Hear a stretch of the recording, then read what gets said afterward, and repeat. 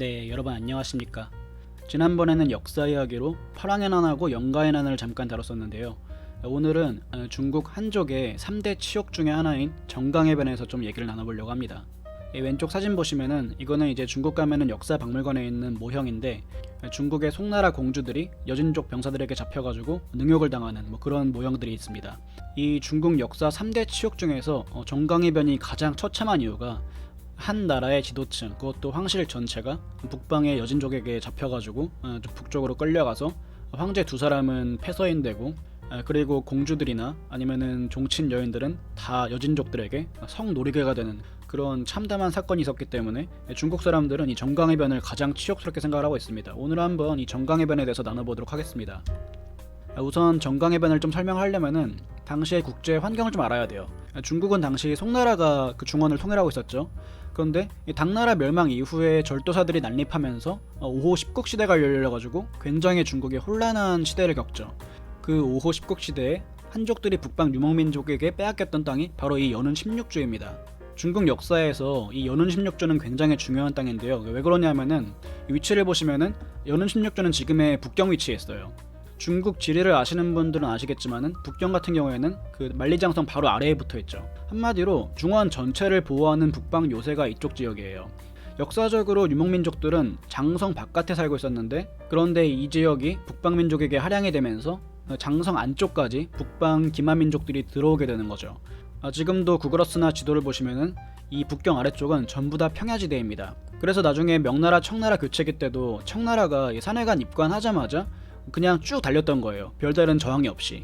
그렇기 때문에 송나라는 이 요나라로부터 연운 16주를 다시 되찾기 위해서 굉장히 노력을 했는데 이게 번번이 실패를 하죠. 그런데 역사를 아시는 분들은 아시겠지만 요나라는 거란족이 세운 나라죠. 거란족하고 여진족은 완전히 다른 민족입니다.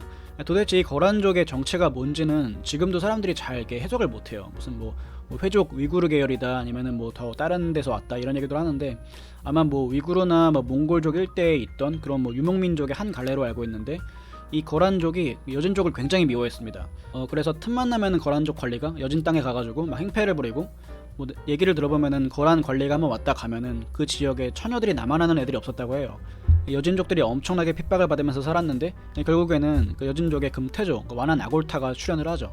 이 사람이 이제 1114년에 요나라에 선전포고를 해가지고 1115년에는 황제의 즉위를 합니다. 그러다 보니까 송나라 입장에서는 자기 대신에 요나라하고 대신 싸워줄 그 대타 세력이 등장을 한 거죠.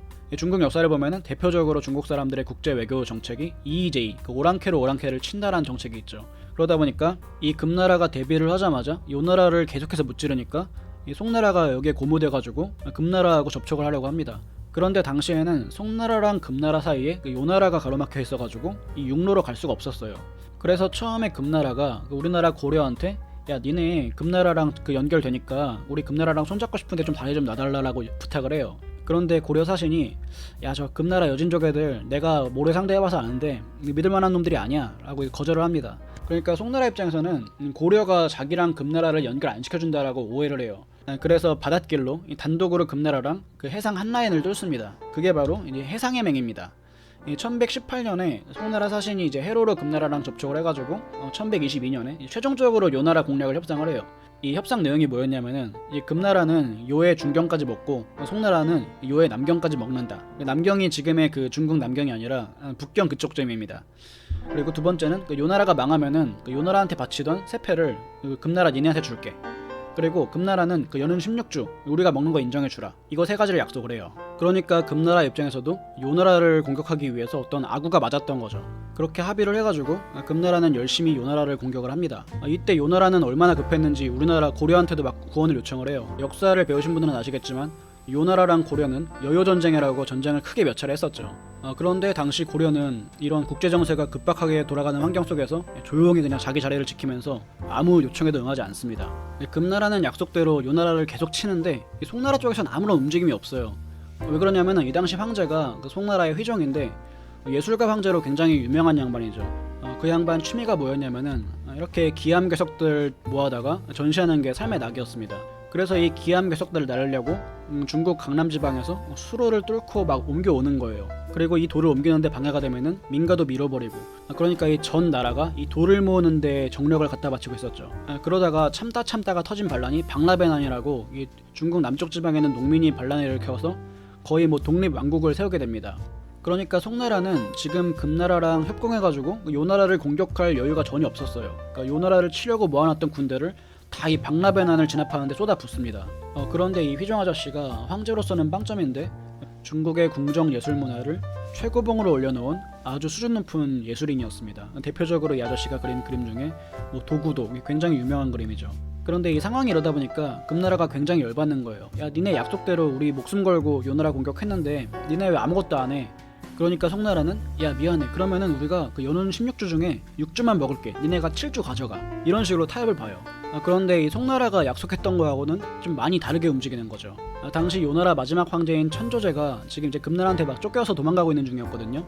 그러니까 송나라는 요 나라가 완전히 망해버리면은 금나라가 북방을 다 차지하니까 이렇게 되면은 앞으로 이의제의할 수 있는 장기말들이 사라지잖아요. 그래서 이번에는 요 나라를 이용하기로 합니다.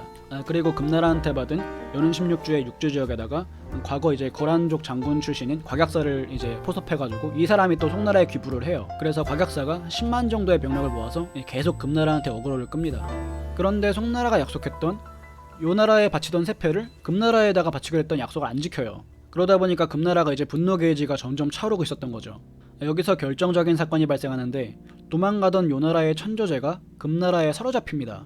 그런데 사로잡히고 나니까 이 송나라가 천조제한테 보냈던 밀서가 발견이 된 거예요. 내용이 뭐냐면은 야 이제 우리랑 손잡고 금나라 치자, 이런 내용이에요. 그러니까 금나라는 이 짧은 시간 동안에 송나라로부터 뒤통수를 맞은 거죠.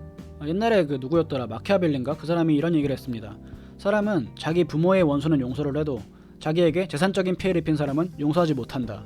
이 금나라는 그 여진족들의 나라거든요. 그러니까 굉장히 궁핍한 나라예요. 그 궁핍한 상태에서 목숨을 걸고 송나라의 약속을 믿고 전쟁을 했는데 송나라가 계속해서 뒤통수를 치는 게 발견이 된 거죠. 결국 금나라의 2대 황제인 완한 오골매가 송나라 침공을 개시를 합니다. 일단 침공이 개시가 되니까 송나라가 믿고 있던 거란인 곽약사가 가장 먼저 탈탈 털리죠. 이 웃긴 게 이 곽약사가 사실은 송나라랑 금나라의 전쟁을 좀 부추긴 면이 있어요. 굉장히 강경파였거든요. 그런데 금나라 기병대랑 한번 맞닥뜨리고 나니까 이거 내가 생각했던 게 아닌데, 바로 금나라에 항복을 합니다. 그래서 곽약사는 이 송나라 침공의 선봉장이 되었죠. 그렇게 해서 동서양로로 출동한 금나라의 군대는 출병 약 100여일 만에 송나라의 수도인 개봉까지 이제 밀어닥칩니다. 물론 개봉이 포위당하기 전에 송나라도 몇 차례 병력을 모아서 요격에 나서요. 근데 전부 다 전멸해요. 그러니까 금나라랑 송나라랑 전쟁을 한 거를 쭉 일람을 해보면은 도대체 송나라가 뭘 믿고 금나라에게 약속을 안 지켰는지 모르겠어요. 어쨌든 이 전쟁의 최대 원인 제공자인 휘종은 자기 아들인 흠종한테 양해를 하고 남쪽으로 도망을 가요. 열떨결에 황제가 된 흠종은 일단 급한 불부터 꺼야 되니까 금나라에 이제 화친에 나섭니다. 야 우리가 잘못했어, 너네한테 과거에 주기로 했던 세패의 2배를 줄게 라고 이제 달래가지고 돌려보냅니다. 여진족들이 또 순진해가지고 그걸 믿어요. 그런데 송나라는 이 마지막 약속만큼은 반드시 지켰어야 됐습니다. 문제는 이 강경파들이 들고 일어난 거죠. 아니 우리가 어떻게 저 미개한 오랑캐들이랑 이렇게 굴욕적인 협상을 하냐, 우리 싸워서 이길 수 있다, 이렇게 강경파 장군들이 흠종한테 바람을 넣으니까 이 흠종이 그러네, 생각해보니까 기분 나쁘네 라고 해서 다시 이제 주전파로 돌아서요. 이 소식을 들은 금나라는 마지막 인내심이 바닥에 나가지고 바로 다시 쳐들어옵니다. 당연히 송나라 관군은 금나라한테 다 전멸당하고 수도가 완전히 포위가 돼요. 그러다 보니까 사람이 마지막에 절망에 빠지면은 붙드는 게 종교잖아요. 당시 중국에서는 뭐가 유행이었냐면은, 이거는 뭐 서신시대 때부터 중국 사회의 병폐 중에 하나인데 도교가 굉장히 유행을 했습니다. 무슨 도사, 부적, 무슨 뭐 몽유도원도 이런 거 다 그 도교 문화죠. 원래 나라가 망할 때 되면은 요승들이 판을 치는데 당시 송나라 도성에 곽경이라는 아주 유명한 도사가 있었습니다. 이 사람이 저 금나라 군대 너무 걱정하지 마십시오, 제가 육갑 신병이라고 신묘한 군대를 동원해가지고 쟤네들을 다 쓸어버리겠습니다 라고 얘기를 합니다. 이 육갑법이 뭐냐면은 그 60갑자라고 동양에 뭐 있잖아요. 그 60갑자에서 무슨 시간 같은데 태어난 애들 7777명을 모은다고 합니다. 그래서 이 신묘한 군대를 쓰면은 그 무적이다, 이런 논리를 펴요. 근데 여기에 귀가 솔깃한 사람이 있었는데 누구냐면은 손부라는 당시 병부 상서입니다. 이 병부 상서면은 국방장관의 자리죠. 한 나라의 국방장관이 도교에 굉장히 심취했었습니다. 그래서 듣자마자 이거다, 이걸로 금나라를 무찌를 수 있다라고 흠종한테 이제 계책을 올립니다. 그런데 송나라가 아무리 썩었어도 주변에 제정신이 박힌 부하들이 있었습니다. 그래서 그 부하 중에 한 명이 손부한테 이렇게 얘기를 합니다. 나는 이런 거 성공했다는 얘기를 들어본 적이 없다. 이게 말이 되냐라고 하니까 손부가 버럭 화를 내면서 너 지금 육가법 무시하는 거임? 하면서 이 육가법을 밀어붙여요. 문제는 이 황제인 흠종도 이 도교에 굉장히 심취했었어가지고 곽경의 말을 아주 잘 믿습니다. 그래서 이 시정 잡배들을 긁어 모아서 7,777명의 육갑병들을 다 완성을 해요. 그런데 곽경이 계속해서 이제 차일피일 출동을 미룹니다. 그러다 보니까 위에서는 자꾸 이제 닥달을 해가지고 야 뭐야 빨리 육갑병 출동시켜 해서 곽경이 야 그런데 이거 너무 신묘한 전법이기 때문에 그 아무도 보면 안 돼. 그래서 개봉성 위에서 경계 근무를 서야 되는 병력들을 다 성 아래로 내려보내서 싸움을 구경 못하게 하고 육갑병들은 그 선화문으로 출동을 해가지고 금나라 군대랑 맞서게 되는데 당연히 신묘한 도술 따위가 어딨어요. 그냥 나가자마자 다 학살당했죠. 그리고 이 와중에 곽경은 흠종한테 받은 거액의 돈을 챙겨가지고 성을 빠져나가서 도망갑니다. 이 육갑병 이야기 때문에 그 지랄 육갑한다 그 어원이 여기서 왔다고 주장하는 사람들이 진짜 실제로 있어요. 그런데 육갑병이 이제 선화문으로 출동하면서 그 성 위에 있는 병사들을 다 아래로 내려보냈잖아요. 구경 못하게 하려고. 그러다 보니까 금나라가 육갑병들을 다 학살하자마자 그 외성을 넘어가지고 그냥 개봉을 점령해버려요. 개봉성은 지금도 유적이라든지 박물관에 모형이 있어가지고 당시의 형태를 알 수 있는데 다 바깥에는 해자를 두르고 있고 외성, 내성, 황성이 있어가지고 지금은 외성만 점령당한 거거든요. 그러니까 송나라가 이 전쟁을 하고자 하는 의지가 있으면은 내성이나 황성에서 계속 버틸 수는 있었어요. 그런데 금나라도 개봉 외성을 점령을 했는데 더 이상 공격을 하지 않고 이 흠종한테 이 협상을 요구를 합니다. 막무가내로 공격해가지고 서로 피해만 커질 바에야 그냥 얘네들을 협박해가지고 자진 납세하게 하자 이런 방향으로 가요. 이때 흠종이 금나라 진영으로 가서 금나라로부터 전쟁 배상금 목록을 이제 통보받죠. 금나라가 요구했던 게 금 1천만 정이랑 은 1천만 정 그리고 비단 1천만 패를 바치라고 했는데 이 아무리 긁어모아도 지금 금나라가 요구하는 이 액수를 맞추질 못하는 거예요. 송나라가. 중국 사람들이 굉장히 치욕스러워하는 정강의 변, 그 정강의 치, 이 치욕이 바로 이제 여기서부터 시작이 됩니다. 흠종이 돌아가가지고 저기 금나라 장군님들 죄송한데 요구하신 액수를 도저히 못 맞추겠어요 라고 읍소를 해요. 그러니까 금나라 장군들이 기상천외한 조건을 제시를 하죠. 야 공주들 있잖아. 공주들 한 명당 그 황금 1천정 까줄게. 걔네들 보내. 그래서 맨 처음에 보냈던 게 이 휘종의 딸 중에 가장 그 미녀로 소문났던 무덕제희라고 이 제희라는 뜻은 공주란 뜻입니다. 그 무덕제희를 보내요. 무덕제희가 당시 나이가 24살, 5살쯤으로 추정하고 있는데 이 무덕제희는 이미 그 시집에 갔던 상태였어요. 그런데 금나라 왕자 알리불이 야 니네 무덕제희라고 엄청 예쁜 애 있다며 걔 먼저 보내봐 라고 해요. 그런데 그냥 보내면은 무덕제희가 말 안 들을 게 뻔하니까 얘를 좀 어떻게 속여서 보내요.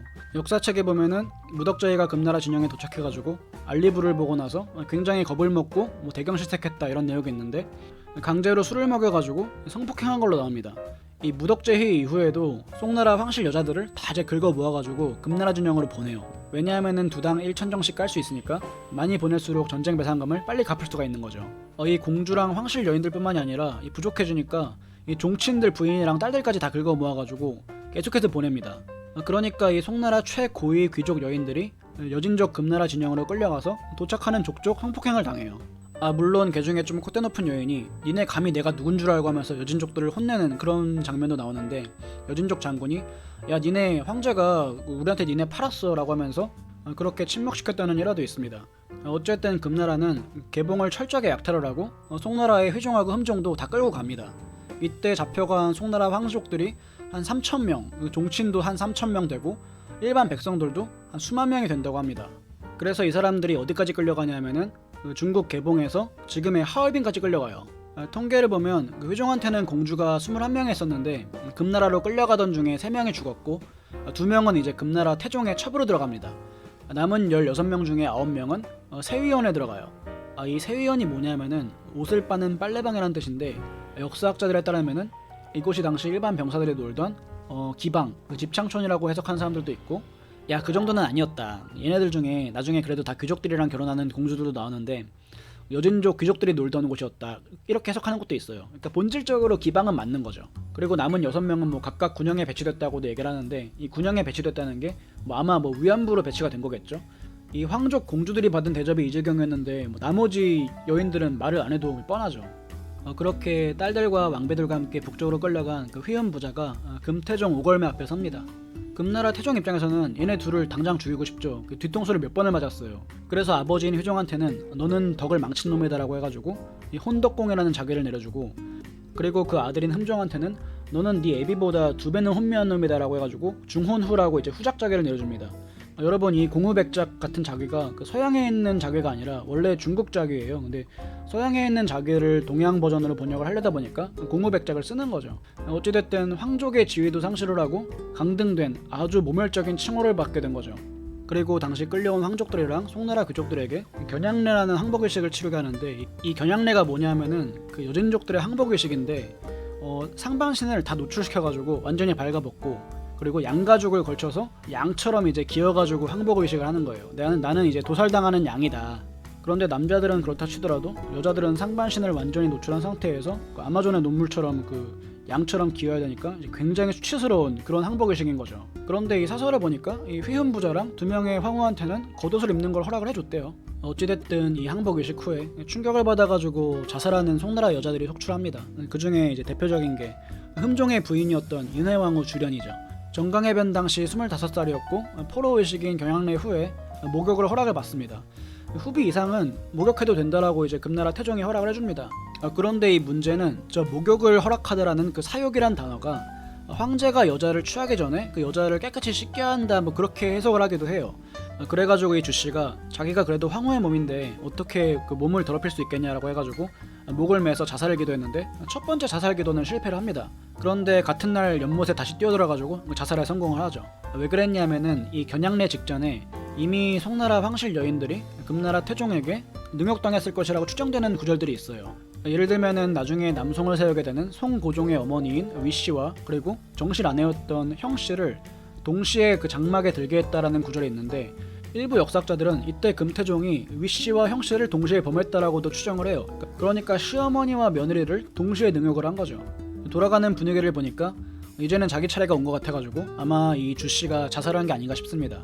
그래서 이제 금태종이 주씨가 자살했다는 소리를 듣자마자 정말 대단하다, 정강군 정졸부인이라고 이제 칭호를 내려줍니다. 다른 황실 여자들 기녀라도 돼가지고 구차하게 살아가려고 하는데 이렇게 그래도 황후 출신이니까 자살을 했으니까 높이 사준 거죠. 그리고 남송을 세우게 되는 송고종의 친모인 그 위씨, 그 위원비는 이때 이제 금나라 세위원에 들어가가지고 기생이 됐다고 하는데, 야사에 의하면은 하룻밤에 여진족 손님을 뭐 105명을 받았다 이런 얘기도 하는데, 제가 볼 때는 이미 몰락한 귀족에 대해서 일부러 더 자극적인 스토리를 만들어내가지고 모욕을 주려고 이런 얘기들이 나오지 않았나 이렇게 생각을 합니다.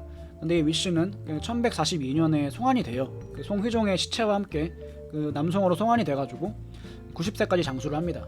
또 잡혀갔던 휘종은 나름 거기서 적응해가지고 잘 삽니다. 그래서 금나라에서 또 6남 8녀까지 자식들을 얻고 잘 살았다고 합니다. 제가 볼 때는 이 휘종 아저씨 멘탈이 대단한 것 같아요. 일반인 같았으면은 나사 하나가 빠져가지고 뭐 개개개개 그럴 것 같은데, 보통 큰 기업 차시던 사장님들이 망하면은 충격받아가지고 자살하고 그러시잖아요. 근데 황제까지 했던 양반인데 지금 딸들 다 기방에 팔려갔는데 거기서 또 결혼해가지고 애 낳고 잘 사는 거 보면은 참 긍정적인 사람이 아니었을까 싶습니다. 그렇게 해서 금나라는 중국의 화북일대를 완전히 장악을 하고 송나라는 남쪽으로 밀려나가지고 남송을 세우게 되죠.